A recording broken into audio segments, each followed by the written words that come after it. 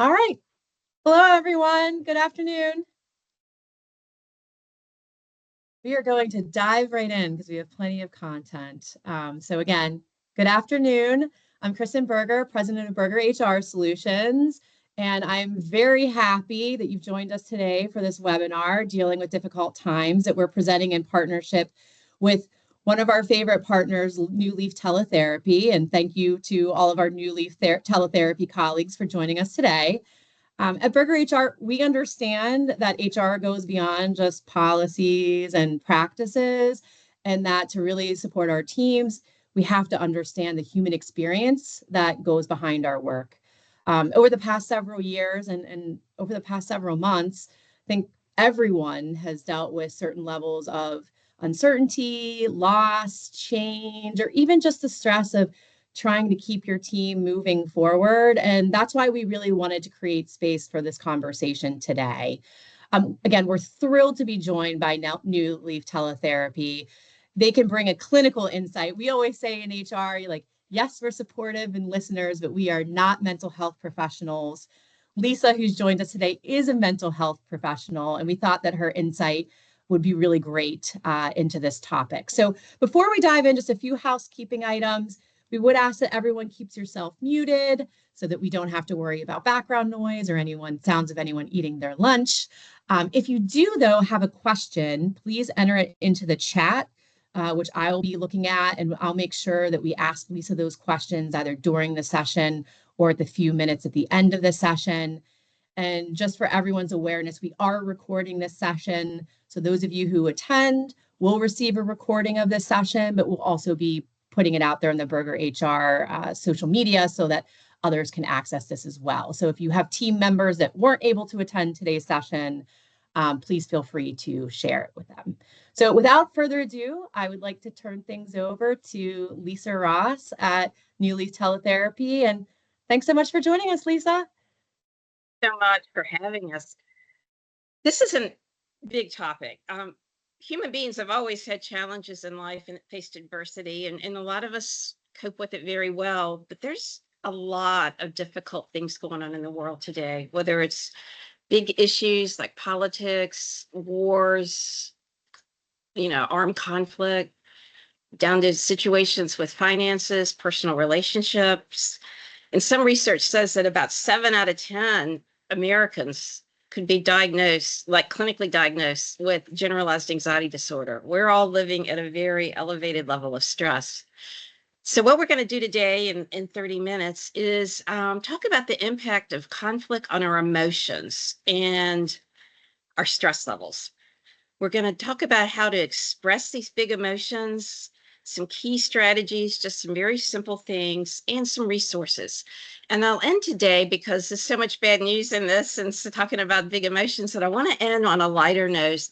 And we're going to end with a relaxation meditation taken from EMDR, which is a kind of therapy used by the Veterans Administration for people that have suffered with PTSD. Not that I'm saying that we are, but the current news cycle in life in general has elevated our stress a lot. And this is a resourcing strategy that often helps people feel a lot better when they sit through it. So it'll be at the very end. So everyday life. Let's just think about news or graphics or our YouTube videos or TikToks or whatever's coming across your screen. If you have teenagers or children, it's coming across theirs too. And it's impacting all of us. So there's difficult news that really can impact your psychological well-being. Different things can happen to you, like you become desensitized to bad news. You can be triggered by your trauma. You can have all kinds of some people, particularly children, you might notice have either nightmares or sleep disturbances. And they may not specifically be able to tell you why they're having the nightmares, but they're often triggered by images that get planted in your brain from watching news or reading about it. Some people, because it makes them irritable and stressed, can have more aggression.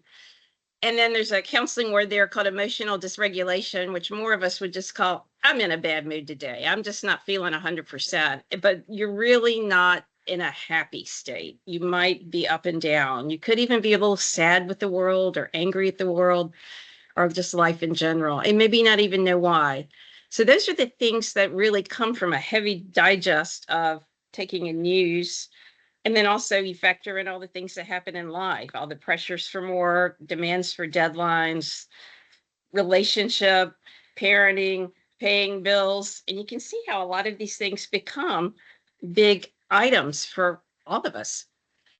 And usually it's manifested in our system as stress. And I'm going to use the word system instead of mind. A lot of us think stress is something that happens up here in our head and it's sort of a mindset, but it's really not. It's a biological, physiological, emotional, and cognitive response to something's not right. Biologically, it is an evolutionary thing. Feeling a little stressed out in a small dose is good for us, right? That when you're in school, that motivates you to study for tests. If you weren't stressed, you wouldn't care. It motivates you to go to work. It motivates you to do your best in a presentation like I'm trying today. But too much stress can have a very negative effect because when you feel stress, what is happening is different systems in your body, particularly your amygdala, which is the little thing the size of a almond in your head. Well, actually, it's two of them. Two little almond things in your head send all these chemicals and alert systems throughout your body. So physically, your heart can start racing, your hands can shake, you can get a headache, you can have stomach distress, you can have cognitive stress, which is different than how you're thinking or feeling. Cognitive means it's actually impacting your brain functions, particularly your executive function center, which is here in the front of the brain. The executive function center is your ability to, it's kind of like your brain's air traffic controller. It helps you figure out what task to do next and helps you focus on it. And I get a lot of clients that'll come to me and say, I think I have ADHD. And I was like, did you ever have it before? He's like, no, it started in my 30s. And I said, did that correspond to when you had children, got married, got promotion? They're like, yeah, I got ADHD when I got all that. It's like, no, it was stress. Cognitive stress can really help you have difficulty focusing, even figuring out what task you're on. Emotional, we're all familiar with. We all live an internal life. It's very rich a lot of times with emotions, but emotionally, it can make you feel maybe a little on edge. It could make you irritable. For some people, you get weepy. And then behavioral, you might see, like in the workplace, you might see somebody withdrawing from work or being more disengaged or kind of more negative. Not having a positive mindset toward their job. And a lot of times people will think, well, that's a person with a bad attitude. But a lot of times that's a person who actually is on a stress overload and they're experiencing all these things. And remember, it's a system, it's not an either or. If you're seeing the behavior, you're probably behind the scenes, they're experiencing the physical and the cognitive and the emotional. So when people say they're stressed, it's a wealth of things going on in the brain, the body, the entire physical system that they have. So I'm going to give you a couple quick CBT, what we call metaphors. We use metaphors a lot in cognitive behavior therapy. And one of the things I tell people is in our culture, particularly the American culture, we say keep calm and carry on kind of mindset. You know, okay, I can just power through it. The American mindset for a lot of folks was like, oh, I can handle this. I'm supposed to take on stress. I'm supposed to multitask. But I used to think of the metaphor of the beach ball. And if you've ever played with a beach ball or basketball or any ball in a swimming pool or in the ocean, you know, it'll float on the water. It's fine. You try to push it down. Kids do that sometimes. It's fun. You push it down, try to hold it underwater. You can hold it for a while. And then all of a sudden the water's going to move or something's going to happen. And that beach ball's going to just plow out of the water. And that's what happens with our emotions. If you try to hold it in, hold it in, hold it in, hold it in, eventually you're going to have an eruption, a big moment of big feelings, either anger, sadness, despair, and much harder to cope with, a big emotion. So you want to address it, identify your feelings, and hang on and figure out a way to let go of some of that. Big emotions carry a heavy weight. They go throughout your entire system. Prolonged stress has been noted to cause a lot of autoimmune illnesses. It's really a physical response to big things happening. I have the camel here because I use the camel metaphor a lot in counseling. Camels in the desert are used, obviously, in caravans to carry large packs of heavy bags of things. And a lot of times, a camel will get overweighted with too many bags on their back. And they're not the brightest animals, but one thing they're smart at, and they're better than us, is when a camel gets overloaded, he drops to his knees and refuses to get up. He's like, I'm not taking on any more baggage. And we will just continue to take on more and more and more. And I always try to talk to my clients and say, you need to lighten your load. What bag can we take off? You've got a bag of children, a bag of financials, a bag of career, a bag of worrying about politics. You can get heavy, heavy, heavy, heavy. What's a bag we can lift off? So it's very important that you realize your mind and your body are very connected, and physical health is mental health, and mental health corresponds to physical health as well.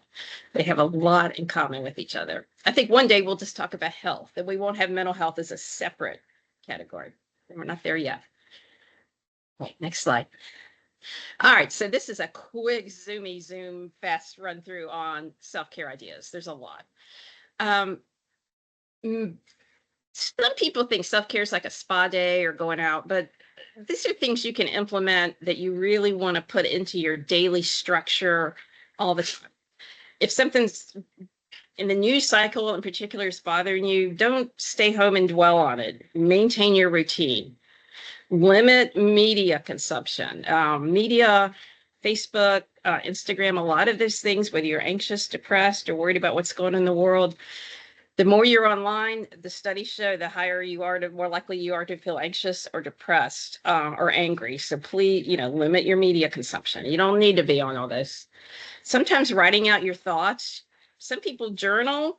Some people are, more mathematical or not a flowery writer, then use a bullet journal, just bullet points. I think this is, just write it out. It'll help you. It's letting that beach ball out of the water, not pushing it down.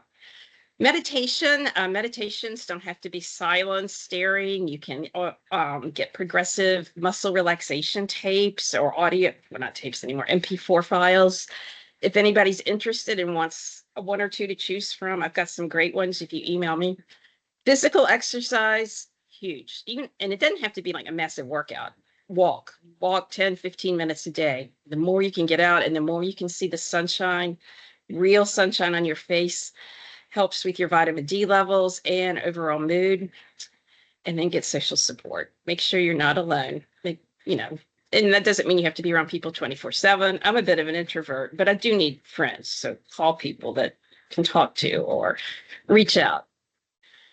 All right, so I'm going to do our meditation practice that are the EMDR resourcing. In EMDR, they call it resources versus meditation. And I want you to kind of just play with your imagination a little bit here. And you might want to write it down so you don't get confused as I do this reading.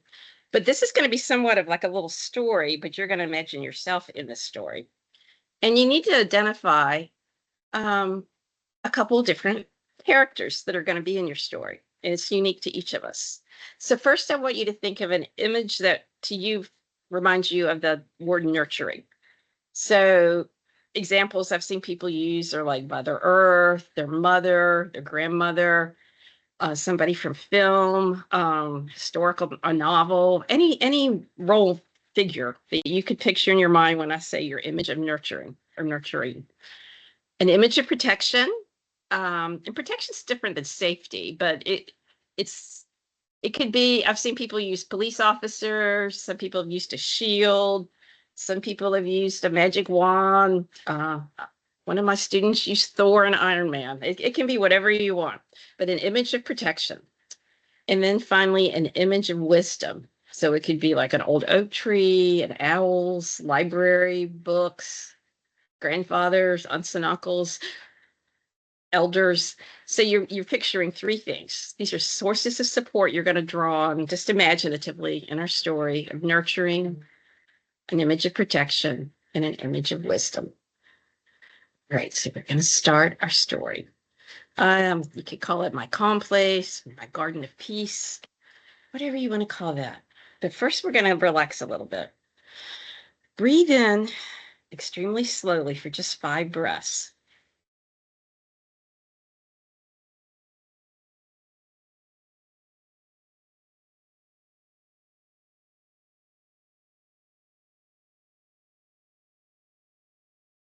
And loosen up your head, neck, shoulders, and neck. No. Think about how your face feels. Relax that a little bit.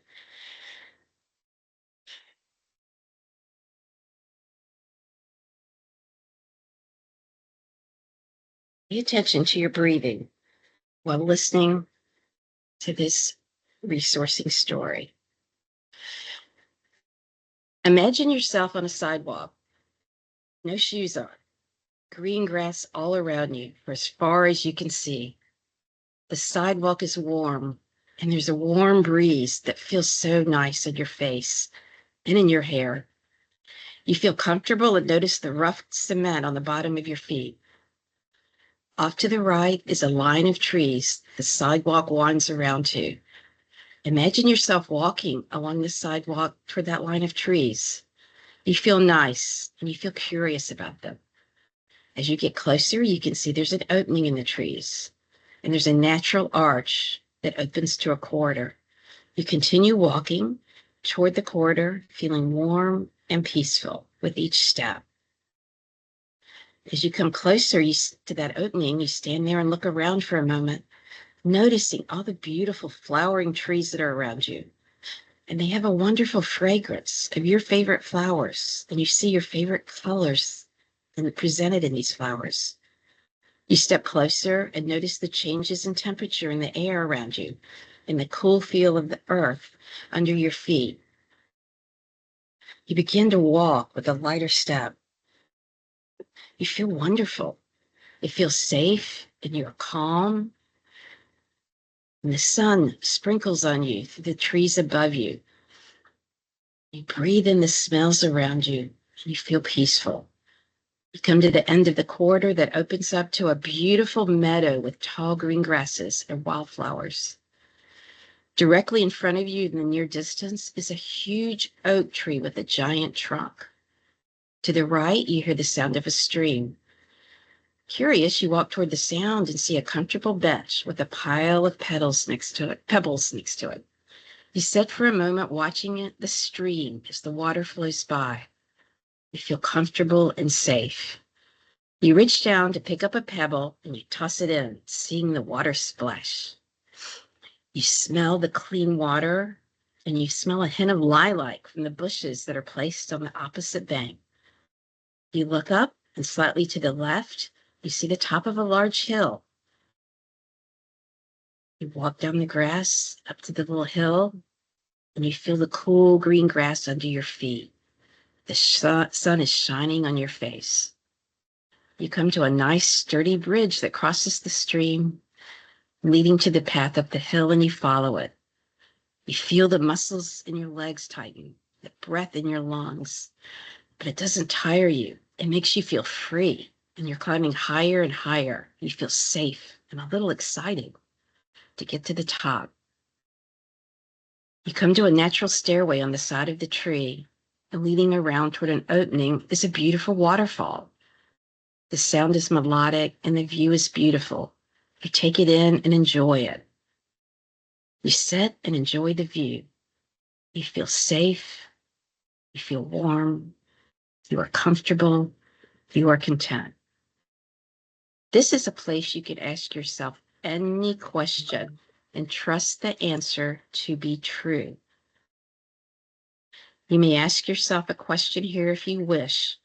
Just accept the answer.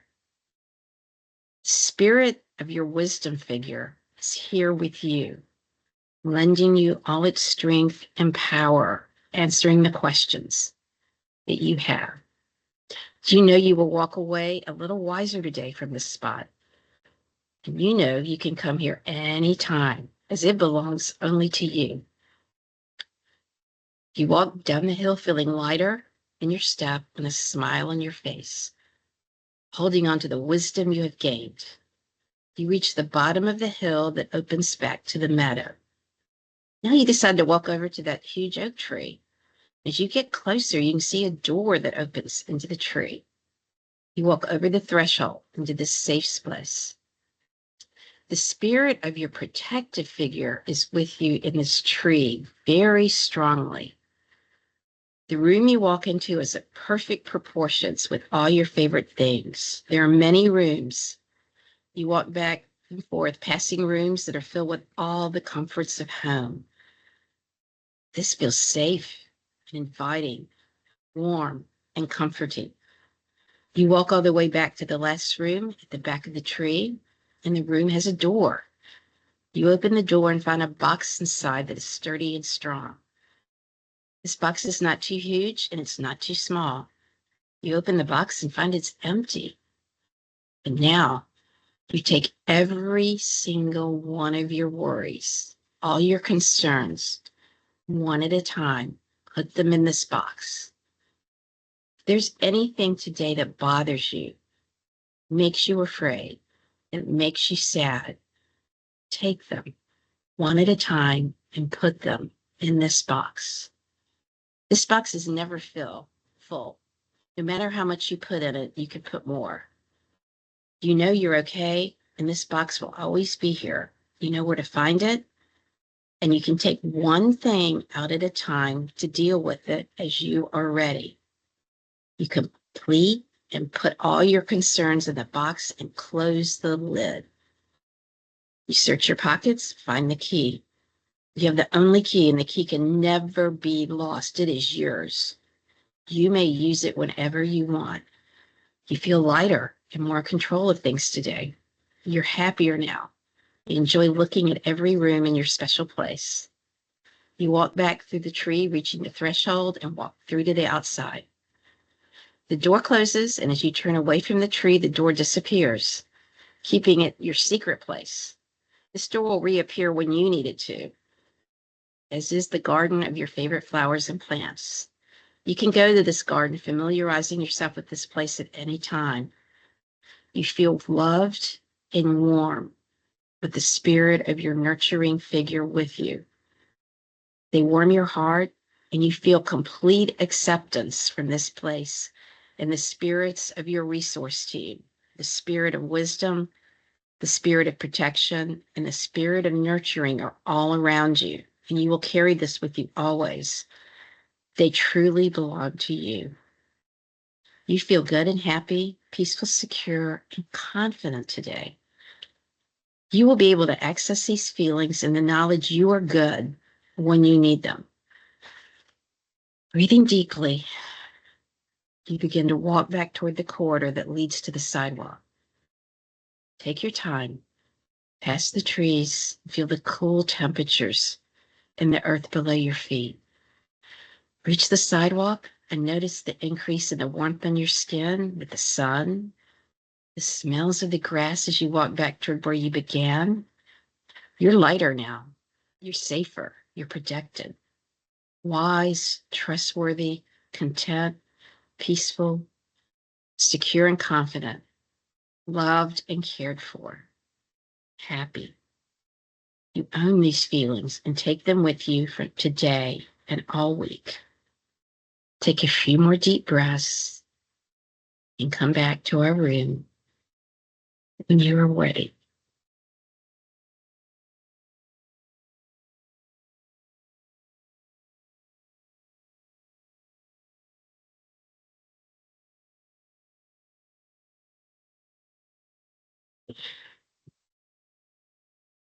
Thank you for attending. I would ask you to remember that.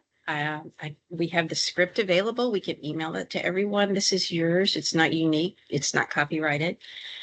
It's an opportunity. I find a better way to meditate than meditation because I can't hold my attention that long. But it is a resourcing strategy used in a lot of counseling, and it is very powerful. You can actually learn to access that pace of calmness. You have to practice it so your brain relaxes to it, but it is available to you, and you can have that script. We'll send it out after this, as well as some that are child appropriate. We have some that are a version of this for children, if anybody wants that to reduce anxiety. And that is the end of our presentation. Thank you for attending. Any questions or anything or comments anybody would like to share, Kristen? Just like, I feel very relaxed, so thank you, Good. Lisa. I mean, to your point, I think we all have, whether it's personally or professionally, so much on our minds. I don't know a single person who doesn't have some stressor in their life. One of the things I wanted to ask you was, I know many people on this call are business owners or leaders within their organizations. Like, what are some ways that you think, we as leaders can support mental wellness within our teams?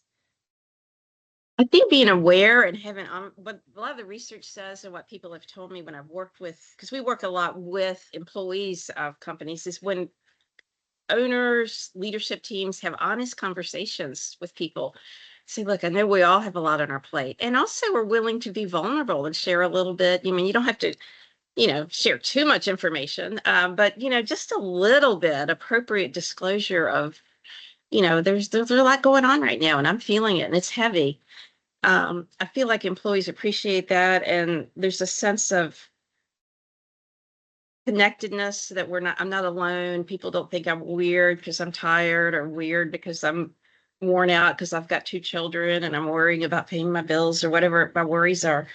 Just acknowledging that we're all human beings having a human experience and that some days are better than others for us, and being kind with that is probably really helpful.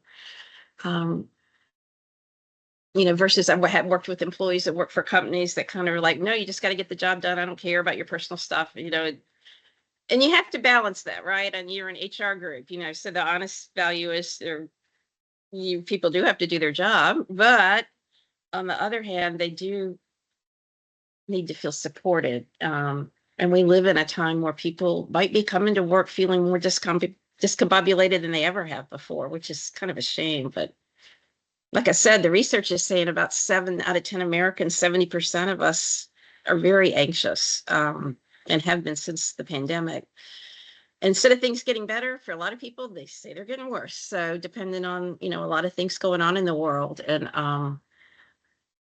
that means we have to all be aware of that, that we're dealing with people on a lot of stress, like in that one slide. And stress is physical and biological as well as cognitive and emotional. So you might see people acting more stressed, angry, irritable, more easily feeling overwhelmed. So those are signs of that. And if you approach it with that empathy instead of going, gosh, they're being difficult, if you can have the mindset they're probably under a great deal of stress and pressure and come at it that way. Because a lot of people, remember my beach ball metaphor, a lot of people are just trying to hold it together and keep on going to work and doing it. And then that ball's going to pop up. You're going to see it as depression, anxiety, negative attitude, feeling overwhelmed. So understanding that is huge.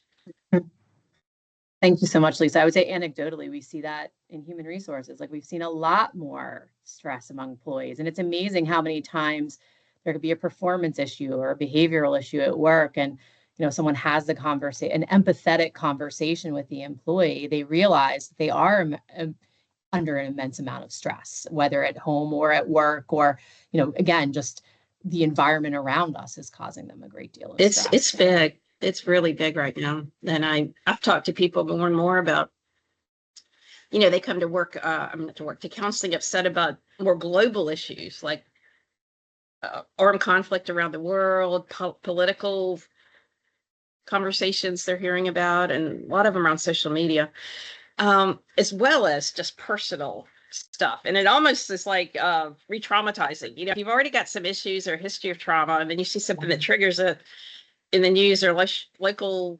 politics or whatever, it just makes everything feel so insurmountable, and it's hard to break it into pieces. The purpose of the garden exercise is to try to help the brain relax and really just take out one problem at a time. The issue of anxiety is control, and your brain is piggying around trying to control every single problem all at once. And that's like herding cats and trying to make them behave all at the same time. It's not going to happen. You've got to realize, put all the problems away, deep breath, focus on one at a time. And that's okay. That makes you safe. That makes you protected. Trying to solve every single problem, trying to worry about what's going on at home while you're at work is going to make both things go badly. And, when you go home and you're worried about work, that's going to make the home go bad. So it's just, we get caught in this loop. I also use the metaphor of like a hamster on the wheel. We just get in this loop of worry, worry, worry, worry, and never get off of that, and learning to just compartmentalize one step at a time. With children, I use the metaphor, but it also works with adults, of pizza. We look at a problem kind of like, if you looked at a pizza, you wouldn't look at that pizza and go, oh my God, I can't eat that whole pizza. You would know cut it in a slice, and then you eat the slice one bite at a time. But we'll often approach problems like, oh my God, I can't solve this. And you really have to approach problems in life like you approach your pizza. You eat it one slice at a time, or one bite at a time. And it works with adults too. I finally have learned it's not just a child's metaphor. We can all learn to eat our pizza one bite at a time. I love it, Lisa. Any other questions for Lisa? All right, wonderful. So as I said, we've recorded the session so that all of you will have it. You can feel free to share it with coworkers, in your personal life as well. One of the things I was thinking, Lisa, when you're talking about social support, I think that's one area where we as colleagues can really help our colleagues. You never know, some of us have large social support networks. Some of your colleagues may have very few individuals that are supporting them personally. And so I think, it's look out for your colleagues. Be that empathetic ear, be that vulnerable person, be there to support them. Because again, we never know what individuals within our teams might be going through. But thank you so much, Lisa, for your wisdom. As I said, it's always great to have the professional mental health experts present on these topics. So appreciate your time. Thank you all of you for joining us and taking some time out of your afternoon. Hope you got a lot of value out of this as I did. And talk to you soon. Have a great afternoon. Bye-bye. Have a great afternoon. Thanks so much. Thank you.